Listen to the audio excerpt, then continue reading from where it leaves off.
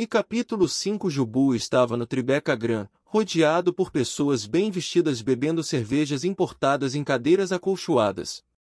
Jamais poderia imaginar que encontraria ali o tipo de guru que eu estava procurando. Na verdade, até aquele momento eu ainda não havia me dado conta de que estava procurando um guru. O homem de pé ao meu lado no bar não adotava esse título, e isso era parte de seu apelo. Ele era totalmente razoável e se expressava bem, além de ter credenciais verdadeiras, como um diploma de medicina de Harvard. Sua mensagem básica era que o melhor programa de autoajuda fora criado havia 2.500 anos. As sementes para esse encontro haviam sido plantadas em minha própria casa, quando Bianca me entregou 2 livros escritos por alguém chamado Dr. Mark Epstein. Ela me disse que, após meses me ouvindo discorrer sobre Eckhart Tolle e companhia, finalmente se lembrou de por que aquelas ideias lhe soavam familiares. Cerca de 10 anos antes, ela havia lido alguns livros de Epstein, que era um psiquiatra e praticante do budismo. E assim passei mais uma noite acordado, envolvido numa leitura reveladora. O que encontrei naquelas páginas me deu uma enorme satisfação, foi como finalmente alcançar um lugar nas costas que coçava muito. Em pouco tempo as coisas ficaram claras para mim, as ideias de Tolle eram largamente baseadas no budismo.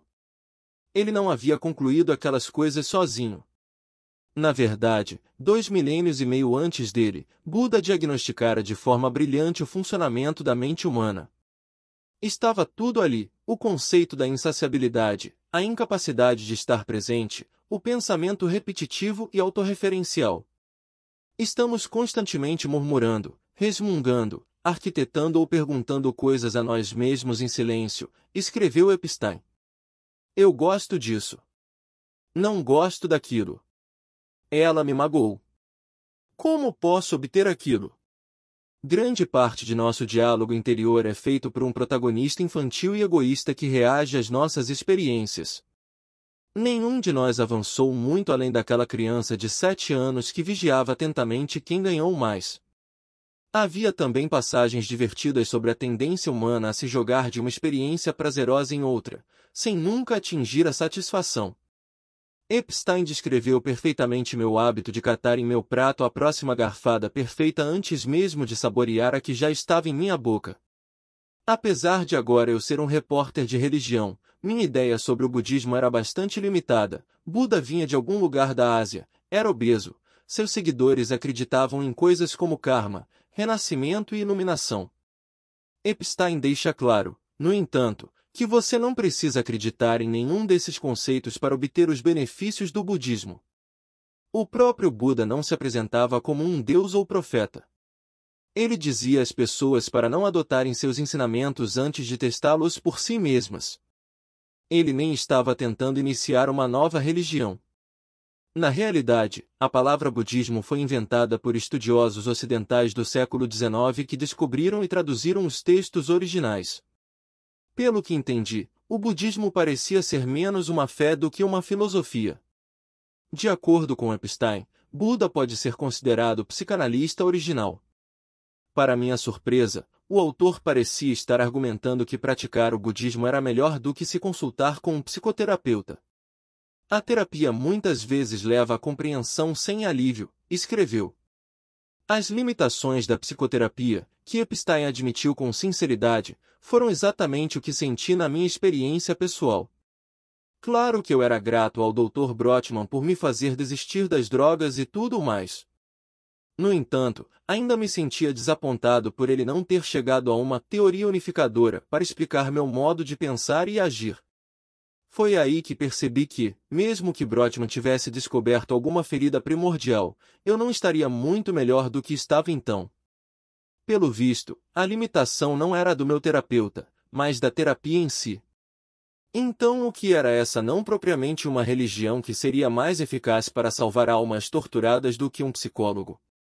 Ataquei a questão da mesma maneira que faria numa grande reportagem investigativa, tentando aprender tudo o que pudesse sobre o assunto. Comprei uma tonelada de livros, adicionando-os à pilha de volumes de autoajuda que mal se equilibrava na minha mesa de cabeceira. De acordo com a história oficial, Buda nasceu cerca de 500 anos antes de Cristo no nordeste da Índia, onde hoje fica o Nepal.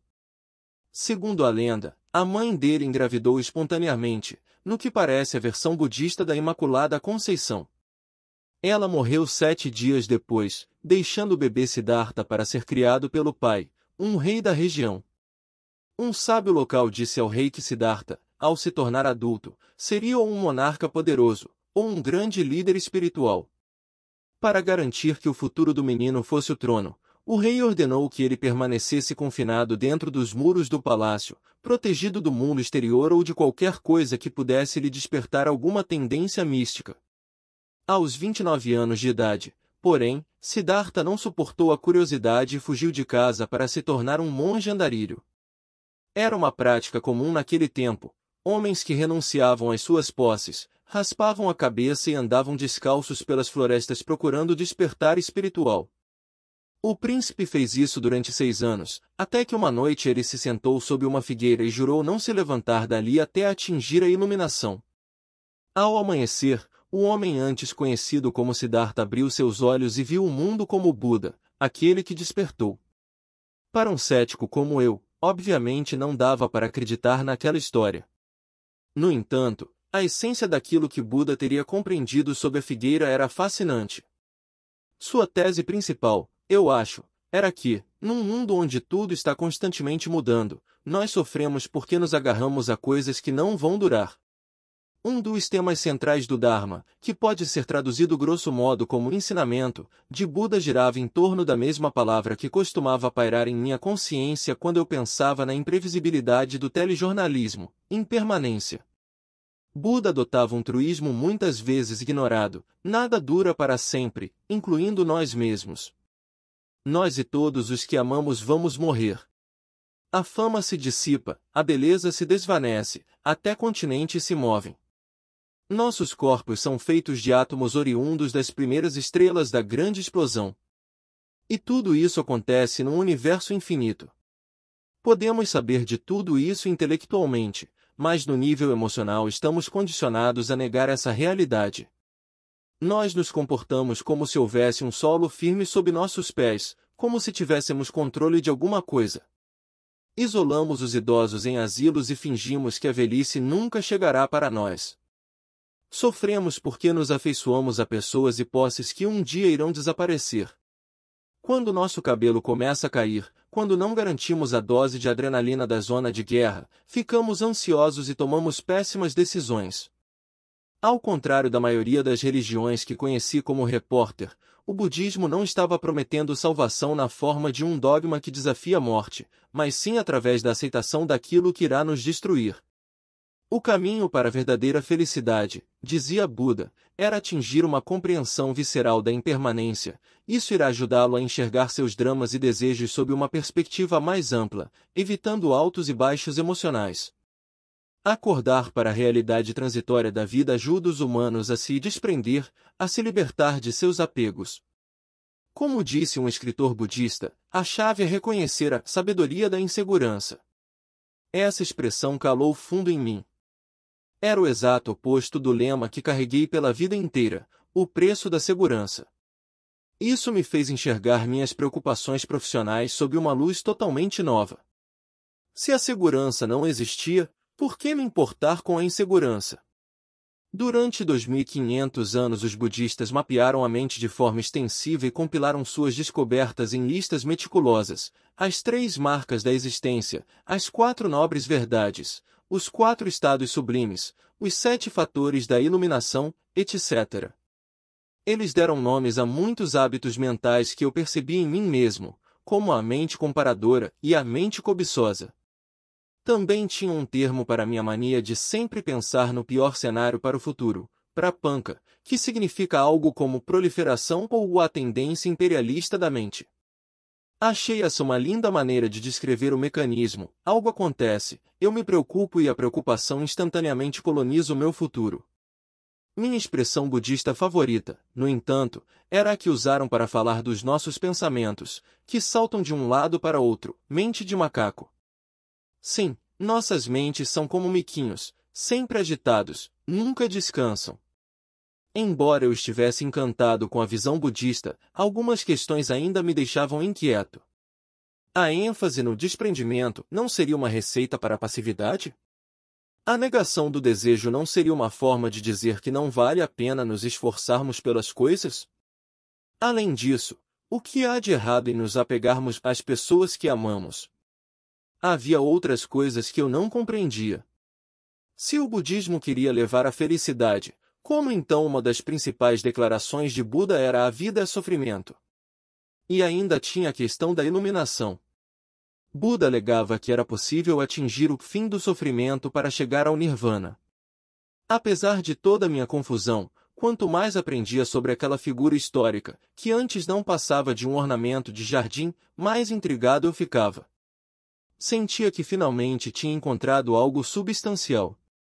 Essa não era apenas uma doutrina de um alemão esquisito, mas uma tradição milenar reconhecida por gente séria como o Dr. Epstein. Minha busca, que até então havia sido caótica, parecia enfim ter encontrado a direção certa. No meio da minha festa de casamento nas Bahamas, decidi fazer um esforço consciente para pôr em prática tudo o que tinha aprendido sobre o budismo até ali. O jantar já havia sido servido e as pessoas estavam dançando. De repente, cerca de 8 músicos locais entraram marchando, vestindo trajes típicos, tocando trompetes, trombones, tubas e tambores. Levei um minuto para reconhecer a música, e still haven't found what I'm looking for, ainda não encontrei o que estou procurando, do U2. Talvez não seja a letra mais apropriada para um casamento, pensei. Mas tudo bem. A música era linda e os nossos convidados estavam amando o show. Agarrei Bianca, que estava incandescente em seu belo vestido, e comecei a puxar uma fila atrás da banda. Eu estava totalmente presente no momento. Não estava me apegando, sabia que o momento não duraria e por isso estava tirando o máximo proveito dele enquanto podia. Nunca acreditei que pudesse me divertir em meu próprio casamento. Acabou sendo o melhor fim de semana da minha vida. A cerimônia foi relativamente íntima, apenas 50 pessoas, entre familiares mais próximos e amigos. Ficamos todos na Ilha Arbor por 3 dias. De manhã aproveitávamos a praia e de noite fazíamos festas. Era difícil não ser feliz num lugar como aquele. Além disso, eu tinha certeza de que havia tomado a decisão certa. Não podia me imaginar casando com outra pessoa que não fosse Bianca. Mas havia algo mais. Durante aquele fim de semana, eu me esforcei deliberadamente para fazer pausas e olhar à minha volta, saboreando as coisas enquanto elas durassem. Houve pequenos momentos, quando ajudei Bianca a organizar a festa, quando cuidei da minha sobrinha, uma bebezinha adorável, enquanto todos saíram para almoçar, em que eu realmente me diverti. Também houve grandes momentos, como quando vi minha futura esposa andando em direção a mim, em que me perguntei como pude ter tanta sorte. No entanto, assim que voltamos da lua de mel, minha tendência à preocupação excessiva voltou a atacar, tudo por causa de um dilema no trabalho que eu simplesmente não consegui enfrentar de forma budista. Numa noite de sexta-feira, vi David Muir apresentando o programa World News. Ele estava fantástico, e essa constatação me jogou numa combinação tripla de mente comparadora, mente de macaco e prapanca. Eu estava me sentindo péssimo, e me sentindo mal por me sentir péssimo. Afinal, eu gostava do cara. Essa situação trouxe à tona novamente uma questão que me incomodava no budismo. Ser competitivo não teria uma utilidade? O preço da segurança seria mesmo incompatível com a sabedoria da insegurança? Chegou a hora de usar meu trunfo. Liguei para o consultório de Mark Epstein dizendo que era repórter e gostaria de entrevistá-lo. Ele retornou na mesma hora, aceitando o convite. Então, após cerca de uma semana, 8 meses depois de eu ter descoberto Eckhart Tolle, peguei um táxi e segui para meu encontro com o psiquiatra budista no Hotel Tribeca Grand, um lugar estranhamente moderno para 2 caras discutirem espiritualidade oriental. Quando cheguei, Epstein já estava no bar. Após as preliminares, entrei no assunto que importava. Condicionado pelas entrevistas que havia feito com gurus de autoajuda, comecei perguntando se a vida dele tinha mudado depois que abraçara o budismo. Por um décimo de segundo ele me olhou como se eu fosse maluco, mas depois retomou uma expressão neutra e disse que, como qualquer outra pessoa, sentia tristeza, raiva, obsessão, toda a gama de emoções, negativas e positivas. Você consegue estar sempre atento ao momento presente? Bem, eu tento estar consciente do que me cerca, afirmou. Embora nem sempre eu consiga. Você acredita em reencarnação? É uma ideia bacana, respondeu, dando de ombros. Então me dei conta de que estava diante de uma espécie ainda não descoberta na minha pesquisa, um ser humano normal. Ele não era um guru no senso popular da palavra, apenas um cara normal com quem eu estava tomando um drink numa noite de sexta-feira. Começamos a falar sobre sua vida. Ele não tinha nenhuma história elaborada. Nenhum despertar espiritual repentino, nenhuma voz falando em seu ouvido na madrugada. Descobriu o budismo depois de fazer a matéria Introdução a Religiões do Mundo na universidade. Acabou desenvolvendo um interesse real pelo Dharma, e isso o ajudou a lutar contra seus sentimentos de vazio e de realidade e seus questionamentos sobre se a vida valia a pena. Expliquei a ele que fora atraído pelo budismo pelas razões opostas. Eu não me debatia com nenhum tipo de vazio interior ou sensação de irrealidade. Pelo contrário, falei, mais a sério do que brincando, eu sinto que tudo é real demais. Ainda tenho uma suspeita residual da infância de que o mundo foi feito para mim e nada acontece fora do meu campo de visão. Isso me colocaria em desvantagem em termos budistas? Ele achou isso hilário. Absolutamente não, respondeu, rindo. Sua personalidade e a minha são muito diferentes. Eu venho de um lugar mais introvertido, enquanto você é extrovertido. Há uma energia, um entusiasmo, uma impetuosidade maior em você. O budismo pode ser útil para ambas as personalidades. Perguntei o que um iniciante deveria fazer para se aprofundar nesse mundo.